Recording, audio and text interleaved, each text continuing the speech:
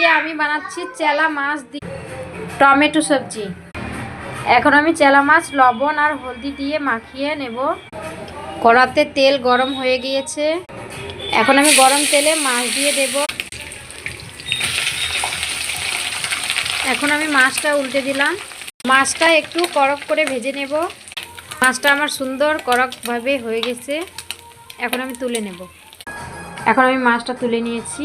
এখন গরম তেলে সর্ষে, কালো সর্ষে দিলাম, চিরা কাঁচা লঙ্কা, এখন কাটা দুটো টমেটো এখন দিয়ে দেব। এবার লবণ দেব, অল্প হলুদের গুঁড়ো। এবার আমি 2 মিনিট নাড়া দেব।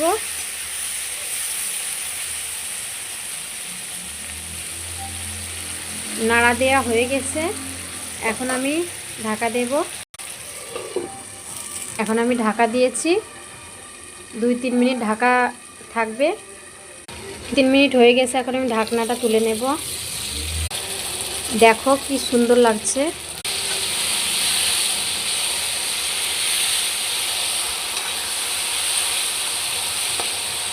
দেখো কি সুন্দর হয়েছে।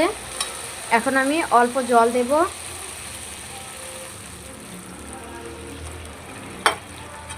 জল দিয়ে দিয়েছি।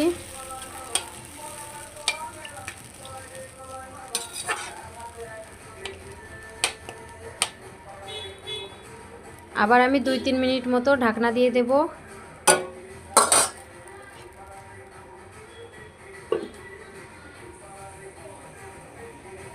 এখন আমার 2-3 মিনিট হয়ে গেছে, এবার আমি ঢাকনাটা দুবারা তুলে নেব। এবার ভাজা মাছটা দিয়ে দেব।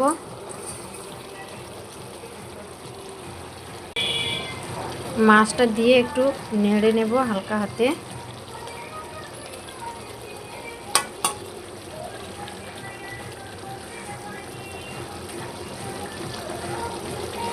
এখন আমি ঢাকনা দেব না, 3-4 মিনিট বিনা ঢাকনায় হয়ে যাবে।